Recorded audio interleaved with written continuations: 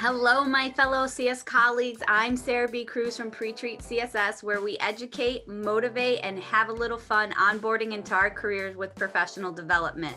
Welcome to Study Skills, a session-based series that is aimed to help guide us through studying for any certification test. I have seen a huge request from numerous technicians on different tips and tricks to help study or prepare for their exams on social media. It's usually played down in the comments as not a big deal, I didn't even study, or just read the book. Thanks for all the help, I guess. These comments are so generic and they don't actually serve us. Frankly, they just make me feel bad.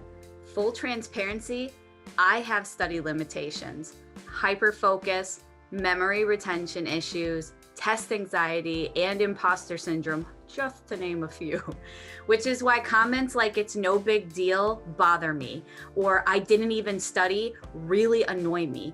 This advice offers no physical indicators of success or support, and they downplay my perception of the situation or how much work I may actually have to put into studying. Already putting me in a unique state where no one gets it mentality sets in. So here's my disclaimer. All of the opinions or suggestions in this study series are a reflection of me, Sarah B. Cruz of PRETREAT CSS.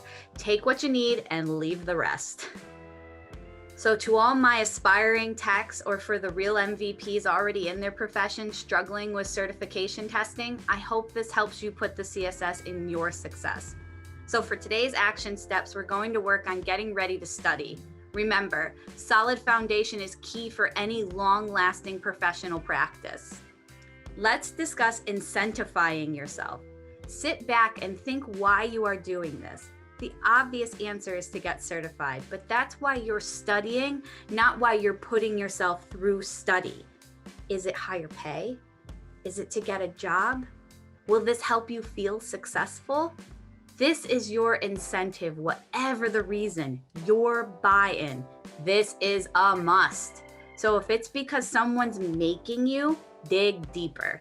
Incentive is unbiased. It's not good or bad, but absolutely necessary. Next, let's determine your inflexibles. What do you have going on right now? Work, kids, school? They're all a part of your life that needs consistent attention and time put aside for them. Build your study time around that. Obviously, some things are going to need a considerable amount more of consistent attention, but remember, in the act of studying, it's the quality that we aim for, not the quantity.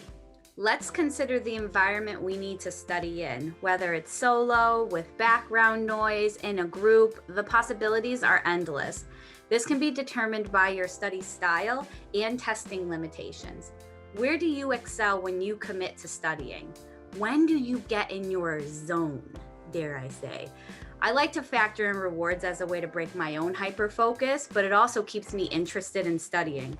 I try to make sure whatever amount of quality studying I'm putting in, I'm rewarding myself with an adequate break. So my phone is literally on silent in the corner of the room, except for when I'm going on break. Now, how did I know the phone thing worked for me? It's because I checked in on what is working. It's so easy to get caught up on the should-haves or the could-haves or what are they doing type of mentality and lose focus.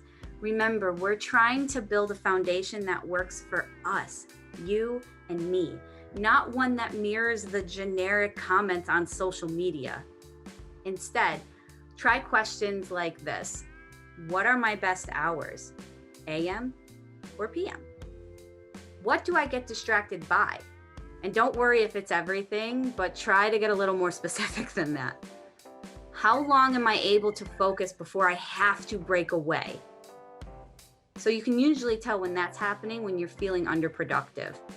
And then, am I being realistic about what I can get done in a certain amount of time? It's so easy to oversaturate ourselves and not see the end goal. It's normal to deviate from practices we aren't used to yet. So these questions help us figure out why, and remember, it's only a pathway if you keep walking down it. And finally, don't assign yourself to the outcome. Gauge yourself by your progress. The finish line is always the furthest away until you're right on top of it. So sure, crossing it means you won, but that's not the only step that matters. The bulk of your success is in what you did to get there. Celebrate your progress through the process and not just when it's over. You're working so hard. Celebrate this foundation building. So, what do you think? How is your study foundation looking? And is it ready to hold the weight of your CSS success? There's no tips or tricks here. Sorry. You have to dedicate yourself to your goal and stop trying to do it like someone else. Really create a sustainable skill for the long term. It's time to get in action on what works for you and not immobilize yourself by what everyone else thinks you should do. I want to thank you all for allowing me to be a part of your CS adventure. This was an awesome study skill and my CSS nerd is activated. I'm off to get my own study on, so a big Wi-Fi high five to you for your dedication to our industry and your professional development. Stick around to check out the Nimble Prep video after this and use the promo code PRETREAT20 to get a discount on this amazing study tool. I've used it personally myself to study for certification exams, and I'm happy to send it your way. And until next time, remember, you're the real MVP.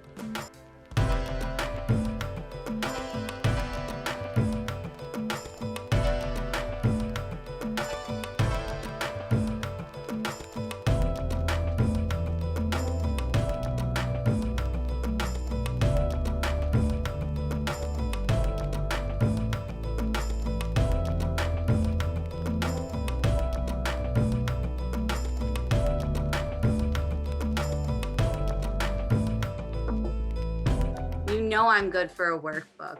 This workbook actually has a list of different videos and tools that I've used to apply these types of practices in my study skills. And of course, a couple of thought prompts just so you can write it all down, right? Sign up for the newsletter or shoot me a message on PRETREATCSS.com to receive yours. You can also schedule a one-on-one mentor session if there's anything else I can do to help. Bye.